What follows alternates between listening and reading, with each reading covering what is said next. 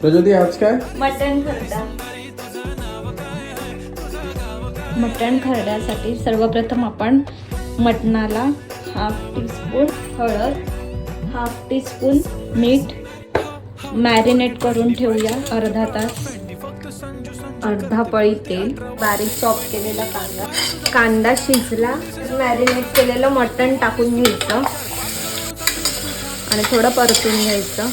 आता अर्धा ग्लास पाणी टाकायचं, परत व्यवस्थित मिक्स करून घ्यायचं.